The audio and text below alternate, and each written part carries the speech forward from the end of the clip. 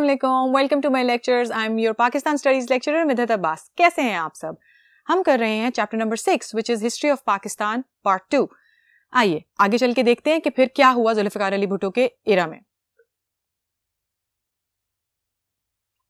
Okay, सबसे पहले recap किस बात का? रीकैप इस बात का कि जब जुल्फिकार अली भुट्टो ने मुल्क संभाला या हुकूमत संभाली तो उस वक्त मुल्क के क्या हालात थे। इकोनॉमिक क्राइसिस, क्यों? क्योंकि वॉर की वजह से फाइनेंशियल बर्डन पड़ा था।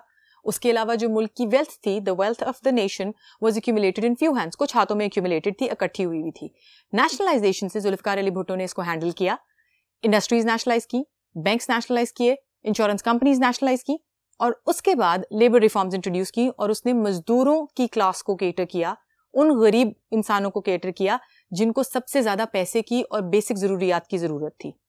अब आते हैं एग्रीकल्चर की तरफ। एग्रीकल्चर क्यों इंपॉर्टेंट है? वो इसलिए इंपॉर्टेंट है खेती बाड़ी क्योंकि Pakistan is an agricultural country और एग्रीकल्चरल कंट्री में जब तक लेबर क्लास या फार्मर्स इनके हकूक का ख्याल नहीं रखा जाएगा तब तक आप कैसे एक्सपेक्ट कर सकते हो कि आपका एग्रीकल्चर सेक्टर जो है वो इंप्रूव करेगा।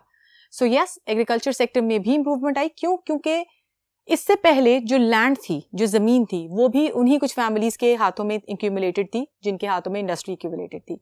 So yes, nationalisation of that land also took place और कुछ हिस्सा जो था वो लिमिट कर दिया गया कि इससे ज्यादा लैंड जो है वो कुछ लोग नहीं हैंडल कर पाएंगे। So let's see the reforms of the agriculture. Now talking about the reforms in agriculture, the first one is the limit of land ownership irrigated by canals was fixed up to 150 acres and land irrigated by natural rains was up to 300 acres. Land का वो हिस्सा जो normal या natural बारिश से जरखेज होगा या पानी दिया जाएगा वो 300 एकर्स कर दिया गया, 300 एकड़। और जो हिस्सा कनाल सिस्टम से, कनाल्स ड्रॉ करके रिवर के पानी से, दरिया के पानी से इरिगेट किया जाएगा, उसको 150 एकड़ कर दिया गया। The land beyond these limits was confiscated and distributed among farmers and peasants. इसके अलावा किसी भी इंसान के पास इससे ज्यादा जो भी लैंड थी वो उनसे जब्त करके गरीब किसानों में बांट दी गई। By March 1976, 1.5 million acres of land was distributed to the farmers. मार्च 1976 तक 1.5 मिलियन एकड़ की जो लैंड थी वो गरीब किसानों में बांट दी गई थी। Next was the land purchased by government servants during their services of 2 years after their retirement was limited up to 100 acres. Government servant जो थे, जो गवर्नमेंट की नौकरी करते थे, वो 2 सालों में जितनी भी लैंड खरीद सकते हैं सर्विस करने के बाद वो 100 एकड़ पे रिस्ट्रिक्ट कर दी गई कि वो इससे ज्यादा नहीं खरीद सकते। The surplus land would be taken over by the government. The army officers were exempted from this policy. जो इससे ज्यादा लैंड उनके पास थी, जिन भी लोगों ने 2 साल तक काम किया था गवर्नमेंट जॉब पे और उसके बाद जो लैंड बाय की थी, अगर वो 100 एकड़ से ज्यादा थी तो 100 एकड़ उनको देके बाकी जितनी भी एक्स्ट्रा थी वो भी जब्त कर ली गई। सिर्फ आर्मी ऑफिसर्स को इससे एग्जेम्प्ट किया गया कि उनको इससे छूट दी गई। No one except for educational institutions was allowed to cross this limit of land.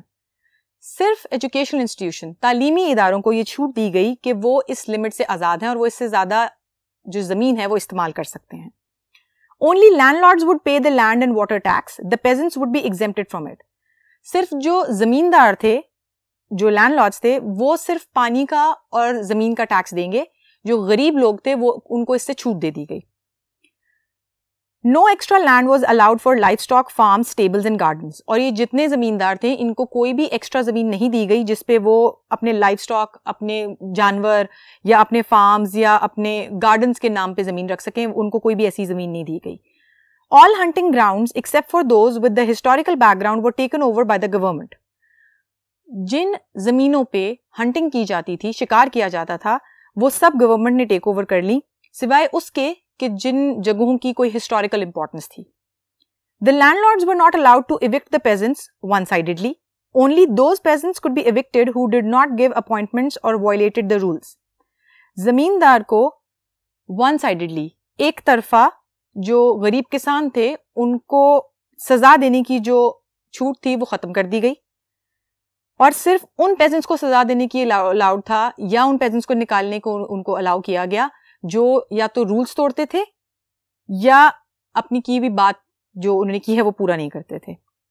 Fragments of land were combined under a new scheme named consolidation of land. अब इस तरह से जो भी लैंड या जो भी जमीन आई गवर्नमेंट के हाथ, उसको इकट्ठा करके under the name of consolidation of land, उसके नाम के अंडर कर दिया गया. Financial aid was given to Anjumane Imdade Bahami to support mechanised farming in Pakistan and its services and work were recognised.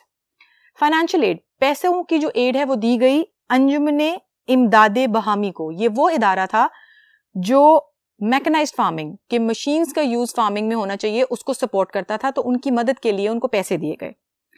For the purpose of agricultural machinery like tractors loans were granted to the farmers and landlords on easy installments. अब agriculture depend करता है कि उसकी production कितनी ज्यादा होगी उन तरीकों पे जिनसे वहां काश्त की जाती है, या जिस तरह उनको पानी, कितना पानी दिया जाता है, या किस तरीके से उनमें हल चलाया जाता है. अब इस चीज के लिए जो है वो उनको छूट दी गई कि वो ट्रैक्टर्स यूज करेंगे, साथ में फाइनेंशियल एड दी गई. और ये वो रिफॉर्म्स थी जिन्होंने एग्रीकल्चर सेक्टर को, खेती बाड़ी के सेक्टर को बहुत ज्यादा प्रमोट किया, बहुत ज्यादा फायदा दिया. गरीब जो किसान थे उनको इससे बहुत फायदा हुआ. सो अगर कैटेगोरिकली देखा जाए तो जुल्फिकार अली भुट्टो ने मेजर 4 सेक्टर्स जिससे इकोनॉमी जिन पे डिपेंड करती है, एग्रीकल्चर हो गई, इंडस्ट्री हो गई, बैंक्स हो गए, जिनसे वेल्थ जो कुछ हाथों में एक्यूमुलेटेड थी वो फ्लो करती है पूरी इकोनॉमी में, उन सारे सेक्टर्स में रिफॉर्म्स इंट्रोड्यूस की और नेशनलाइजेशन भी की. अब इस नेशनलाइजेशन पॉलिसी से जो जुल्फिकार अली भुट्टो ने अपनाई थी, इससे बहुत सारे इंपैक्ट्स आए. अब वो इंपैक्ट्स जो थे they were on industry, education and commerce. अब वो इंपैक्ट्स क्या थे? कुछ अच्छे भी थे और कुछ बुरे भी थे. आइए अब इन को चल के हम देखते हैं कि क्या अच्छे इंपैक्ट थे और क्या बुरे इंपैक्ट थे. अब अगर मैं बात करूं कि उन रिफॉर्म्स के क्या नेगेटिव और पॉजिटिव इंपैक्ट्स थे, उनको हम सेक्टर वाइज लेके चलते हैं. सबसे पहले देखते हैं इंडस्ट्री पे. इंडस्ट्री पे जो पॉजिटिव इंपैक्ट्स थे, जो फायदे थे, वो क्या थे? Due to the labour reforms of 1972, the exploitation of the labourers was ended, their salaries and other benefits were increased. 1972 की जो लेबर रिफॉर्म्स थी, उन पे जो मजदूरों पे ज्यादती होती थी, जो उनसे एक्स्ट्रा काम कराया जाता था, वो खत्म हो गया. जो उनको कम पैसे दिए जाते थे वो खत्म हो गए. प्लस उनको जो बेनिफिट्स और जो सैलरीज इंक्रीमेंट मिली उससे उनको फायदा हुआ. The industrial institutions began to pay all duties and taxes to the government, which increased the national income and the country advanced towards progress. अब जो लैंड पे, पानी पे, या जो बाकी इंस्टीट्यूशंस थे, जो इंडस्ट्रीज थी, जिन पे जो भी टैक्सेस लगे, उन्होंने गवर्नमेंट को टैक्सेस पे करना शुरू किए. जब उन्होंने टैक्सेस पे करना शुरू किए तो इससे गवर्नमेंट की नेशनल इनकम बढ़ी. नेशनल इनकम से ऑब्वियसली तरक्की हुई. The mill owners showed better attitude with the labourers, strikes were gradually decreased. जो मिल ओनर्स थे, जो फैक्ट्री के जो मालिक थे, मालिकान, उन लोगों की मजदूरों के साथ झड़पें खत्म हो गई. खत्म होने के बाद उन्होंने अपना जो रवैया है वो मजदूरों की तरफ बेहतर कर लिया, जिससे जो स्ट्राइक्स थी, जो स्ट्राइक्स हुआ करती थी, वो खत्म हो गई. The hold of 22 families in the industrial circle ended and the capitalist class was discouraged. जो मेजर एक एम था वो पूरा हुआ कि जो 22 फैमिलीज में वेल्थ और इंडस्ट्री एक्यूमुलेटेड थी वो खत्म हुई. The control over the industrial units help the government to maintain the prices of the industrial goods. और जो नेशनलाइजेशन से गवर्नमेंट का कंट्रोल आया इंडस्ट्रीज पे, उसकी वजह से जो इंडस्ट्रियल गुड्स, जो गुड्स मैन्युफैक्चर की जाती थी, उनकी प्राइसेस गवर्नमेंट खुद डायरेक्टली कंट्रोल करने लगी. अब देखते हैं इसके versus the negative impacts. Since the industries came under government role, the capitalists set up only few industries in Pakistan, due to which the industrial development slowed down. By taking the control of industrial units, the government expenditure increased tremendously. अब हुआ ये कि जब पाकिस्तान में nationalise हो गई industries और पाकिस्तान ने टेक ओवर कर लिया सेक्टर को, तो जो मिल ओनर थे उन लोगों ने पाकिस्तान में इंडस्ट्रीज लगाना छोड़ दी, जिसकी वजह से जो इंडस्ट्रियल डेवलपमेंट हो रही थी पाकिस्तान में वो रुक गई. उसके साथ साथ जब इंडस्ट्रियल यूनिट को अपने हाथ में ले लिया गवर्नमेंट ने, तो गवर्नमेंट का जो ज्यादा पैसा है या जो आमदन का ज्यादा हिस्सा है वो लगने लग गया इंडस्ट्रीज की तरफ. The labor unions took advantage of the political freedom and went on strikes and demonstrations frequently for seeking increase in benefits, which greatly affected the performance of the units. अब जो लेबर यूनियंस थी, the unions which exist in every factory, जो कि representation होती है labourers की, मजदूरों की, और उनके राइट्स के लिए बात करती है, उन लोगों ने अपनी मर्जी से जो है वो स्ट्राइक्स करनी शुरू कर दी. किस वजह से? अब जब उनको बेनिफिट्स नजर आ रहे थे तो उन्होंने अपनी मर्जी से स्ट्राइक करके उन बेनिफिट्स के लिए डिमांड ज्यादा करनी शुरू कर दी. अब ये एक नेगेटिव इंपैक्ट था क्योंकि ये मैनिपुलेशन थी. Political appointments of the laborers were made in the industrial units for nothing, who were interested more in benefits than in work, so the speed of work became slow gradually. अब हुआ ये कि जब लोगों को ये फायदा नजर आया कि पैसा मिल रहा है, मजदूरों के हकूक उनको मिल रहे हैं, तो जहां जिनको नेक नियत वालों को या ईमानदारों को जो फायदा हो रहा था, वहां कुछ ऐसे लोग भी थे जो इंडस्ट्रियल यूनिट में आके सिर्फ इस वजह से आते थे कि उनको पैसे मिलेंगे और वो काम नहीं करते थे। सो इस वजह से प्रोडक्टिविटी भी खराब हुई इंडस्ट्रियल सेक्टर की। The salaried staff did not shoulder their responsibility seriously, which promoted corruption in the country. अब जो स्टाफ जिसको ज्यादा पैसे मिलने लग गए, उन लोगों ने ईमानदारी से काम करना छोड़ दिया, जिसकी वजह से कंट्री में करप्शन प्रिवेल करने लगी। Due to government control, many low production units were also running, which increased the burden on the national treasury. Government control की वजह से कुछ ऐसी इंडस्ट्री भी थी जो लो प्रोडक्शन यूनिट्स थे। लो प्रोडक्शन यूनिट्स का मतलब ये है कि उनके ऊपर पैसा तो लग गया था, वहां पे मशीन भी थी, लेकिन वहां पे प्रोडक्शन, वहां पे गुड्स इतनी ज्यादा नहीं बनती थी, इतनी ज्यादा प्रोडक्ट्स प्रोड्यूस नहीं होती थी, जिसकी वजह से गवर्नमेंट के ऊपर फाइनेंशियल बर्डन बढ़ गया। ये तो हो गए पॉजिटिव और नेगेटिव इंपैक्ट इंडस्ट्री पे। अब हम बात करते हैं एजुकेशन सेक्टर की। एजुकेशन सेक्टर पे क्या इंपैक्ट्स आए? एजुकेशन सेक्टर पे जो सबसे पहले पॉजिटिव इंपैक्ट आया वो ये था, the government of Mr. Bhitto nationalized many of the private educational institutions in the country in 1971. The salaries of the educational staff working in these institutions were very low. Due to nationalization, the financial benefits of the employees were brought on a par with those of the government educational institutions. अब हुआ ये कि बहुत सारे educational जो private institute थे वो nationalise हो गए। नेशनलाइज होने से ये हुआ कि जो स्टाफ थे जिनको पहले प्रॉपर उनकी वर्क के अकॉर्डिंगली पे नहीं किया जाता था, उनकी पेस बेटर हो गई। जब उनको बेहतर पे करना शुरू किया तो ऑब्वियसली प्रोडक्टिविटी बेहतर होती है, आपका एजुकेशन सेक्टर इंप्रूव करता है। Students were given special concessions in transport fares which encouraged the poor parents for sending their children to the government schools. The student scholarships were also increased 4 times. अब transport पे students को, जो तालिब इल्म थे, उनको concessions देना शुरू की। इन कंसेशंस की वजह से, क्योंकि जब ज्यादा पैसा नहीं लग रहा था, तो लोग इनकरेज हुए, उन्होंने अपने बच्चों को स्कूल भेजना शुरू किया। इसके साथ साथ जो स्कॉलरशिप्स मिलती थी एजुकेशनल इंस्टीट्यूशंस में, तालीमी इदारों में, वो बढ़ गई और उनको 4 टाइम्स, 4 गुना ज्यादा बढ़ा दिया गया। Many medical, engineering and professional and universities were established for the better development of the country. Schools and colleges were upgraded which opened the door for higher education. अब मेडिकल, इंजीनियरिंग, यूनिवर्सिटीज वो develop की गई ताकि education का standard बेहतर किया जाए, higher education की तरफ लोग चलें, स्कूल और कॉलेजेस को अपग्रेड किया गया। So yes, steps were taken for the betterment of the education sector. Training institutions for the school teachers were established to the entire country and thousands of untrained teachers were given proper training. अब ये सबसे बड़ा कदम था। जो teachers in schools में पढ़ा रहे थे या इन कॉलेज यूनिवर्सिटीज में पढ़ा रहे थे, उनके लिए प्रॉपर ट्रेनिंग सेंटर सेटअप किए गए, उनको प्रॉपर ट्रेनिंग दी गई। So yes, it was insured कि आपकी आने वाली नस्ल को या फ्यूचर को जो लोग पढ़ा रहे हैं, दे आर प्रॉपर ट्रेन्ड और वो अच्छे तरीके से पढ़ा रहे हैं। Approval was given to set up Allama Iqbal Open University, which provided the students with an opportunity to study through correspondence, and educational electronic media centers for adults were also opened. अब Allama Iqbal Open University खोली गई। इससे ये फायदा हुआ कि वो students जो चल के नहीं आ सकते किसी भी वजह से, उनको घर बैठे तालीम मिलना शुरू हुई। So these were the positive impacts. ये जो फायदे थे, ये थे उन रिफॉर्म्स के जो जुल्फिकार अली भुट्टो ने इंट्रोड्यूस की। अब there were negative impacts as well, नुकसान भी हुए। वो नुकसानात क्या थे? By nationalization of the private educational institutions, the government had to pay the salaries of the staff from the national treasury. This financial burden increased the difficulties of the government. अब जब private educational institutions को nationalise किया गया, तो government treasury से, government के पैसों से उन टीचर्स को भी पे देनी पड़ी जो उन स्कूल्स में काम करते थे, जिसकी वजह से फाइनेंशियल बर्डन बढ़ गया हुकूमत के खर्चे पे।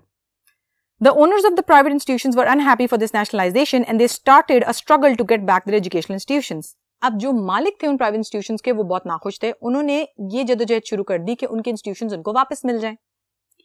By providing concession to the students in transport fares, tension developed between the transport owners and students. अब जब ट्रांसपोर्ट फेयर्स आने जाने पे तालिब इल्मों को जब पैसों पे छूट दी गई, तो उस वजह से जो ट्रांसपोर्ट कंपनी थी उसके दरमियान और स्टूडेंट्स के दरमियान इश्यूज स्टार्ट हो गए। The unlimited liberty made the students negligent in their educational activities, which was great concern for the parents. अब ये जो लिबर्टी, ये जो फ्रीडम मिल गई थी, आज़ादी मिल गई थी स्टूडेंट्स को, उससे बहुत सारे पेरेंट्स, बहुत सारे वालिदैन नाखुश थे, क्योंकि उनको नजर आ रहा था कि बच्चे जो हैं वो इसका नाजायज फायदा उठा रहे हैं। The student unions were organized in the institutions through political parties, which was a great threat to peace and security. अब जब स्कूल नेशनलाइज हो गए, तो जिस तरह हम अभी बात कर रहे थे लेबर यूनियंस की, उस तरह की स्टूडेंट यूनियंस जो हैं, पॉलिटिकल पार्टीज, वो स्कूल के अंदर डेवलप होना शुरू हो गई, जो कि अपने आप में एक बहुत बड़ा खतरा था for the peace and security. Okay, अगला जो सेक्टर आया वो था कॉमर्स एंड ट्रेड। इसके जो पॉजिटिव इंपैक्ट्स थे वो थे, the nationalisation of industrial units increase the production of the state industries. अब जब नेशनलाइजेशन हो गई तो इंडस्ट्रीज जो प्रोडक्ट प्रोड्यूस कर रही थी उसकी अमाउंट बढ़ गई। ये एक बहुत बड़ा फायदा था, क्योंकि जाहिर सी बात है जितनी ज्यादा अमाउंट प्रोड्यूस होगी उतनी ज्यादा मुल्क में यूज होने के बाद आप एक्सेसिव जो है वो एक्सपोर्ट कर सकते हो और मुल्क को इनकम आएगी, इकोनॉमी मईशत बेहतर होगी। The Bhutto government encouraged the import of machinery and raw material for industrial expansion. The trade balance of Pakistan improved and the country was advanced towards progress. अब जब मशीनरी इंपोर्ट की गई, raw materials import किए गए तो उससे production मजीद बढ़ी। जब ये प्रोडक्शन बढ़ी तो जो ट्रेड बैलेंस था वो बेहतर हो गया। Economic growth started in the country. Country ने ऑटोमेटिकली ग्रो करना शुरू कर दिया, मईशत इंप्रूव होना शुरू हो गई। The export was increased, even the vegetables and the onions began to be exported. अब एक्सपोर्ट इस हद तक बढ़ गई कि जो हमारे स्टेपल फूड्स थे, जो हमारी वेजिटेबल्स थी, वो भी एक्सपोर्ट होने लग गई। Agricultural reforms increased farm produce, which enhanced national income and foreign trade. अब क्योंकि एग्रीकल्चर कंट्री है पाकिस्तान, जब एग्रीकल्चर प्रोड्यूस बढ़ी, जब हमारी खेती बाड़ी से ज्यादा चीजें प्रोड्यूस हुई तो वो जब ज्यादा एक्सपोर्ट की गई तो नेशनल इनकम, पैसा मुल्क को आने लगा। So yes, economy, commerce, trade बहुत बड़ा फायदा है ये। इसके कुछ नेगेटिव इंपैक्ट्स भी थे। वो क्या थे? Inflation affected the salaried class the most. Devaluation of currency through increased export but also increased the price of commodities. अब इन्फ्लेशन होती है प्राइसेस में इंक्रीज, जो आती है हर साल के साथ या हर बदलते दौर के साथ। उससे जो पैसों, जो सैलरीड क्लास थी, जो पैसे कमाती थी, जिसके अपनी बिजनेस नहीं थे, वो सबसे ज्यादा इफेक्ट हुई। उसके बाद जब करेंसी डिवैल्यू हुई, करेंसी डिवैल्यू होने का मतलब यह है कि आपके पैसे की कीमत गिर जाए। जब वो गिरी तो उससे जो कमोडिटीज जो आप इंपोर्ट करते हो, जो बाहर से मंगवाते हो, उनकी प्राइसेस बढ़ने लग गई। तो ऑब्वियसली जहां एक तरफ ट्रेड बैलेंस हो रहा था कि डेफिसिट नहीं है, वहां ये एक ड्रॉबैक भी हो रहा था। The import of luxury goods increased. There was an increase in the import expense of machinery which affected the balance of payment. अब जब लग्जरी गुड्स जो लोग अफोर्ड कर सकते थे, उन्होंने बाहर से लग्जरी गुड्स, जरूरत से ज्यादा जो चीजें हैं वो मंगवानी शुरू कर दी, जिसकी वजह से जो पैसा है on the import of machinery वो ज्यादा लगने लग गया। सो ऑब्वियसली जो आपका ट्रेड बैलेंस है वो खराब हो गया। Due to the burden on the national treasury, the secure reserves of foreign exchange started decreasing. अब नेशनल ट्रेजरी, अगर आप हुकूमत के खजाने से इतनी ज्यादा बर्डन बढ़ जाएगा और उससे इतने ज्यादा पैसे खर्च करोगे तो जो आपकी इंक्रीज आ रही थी कि आपका पैसा या ट्रेजरी बढ़ रही है, वो कट अप होना शुरू हो गया, क्योंकि वो पैसे कहीं और लग रहे थे। The increase in oil prices tumbled the trade balance of Pakistan in 1973. 1973 में ऑयल की प्राइसेस बहुत ज्यादा बढ़ गई, जिसकी वजह से पाकिस्तान का जो ट्रेड बैलेंस है वो बहुत बुरी तरह बढ़ गया। So yes, these were the impacts of the nationalization done by Zulfiqar Ali Bhitto, जिसमें जहां बहुत अच्छे भी इम्पैक्ट भी थे, जहां फायदे भी थे, वहां नुकसानात भी थे। अब इससे आगे हम डिस्कस करेंगे अगले लेक्चर में। तब तक के लिए अल्लाह हाफिज।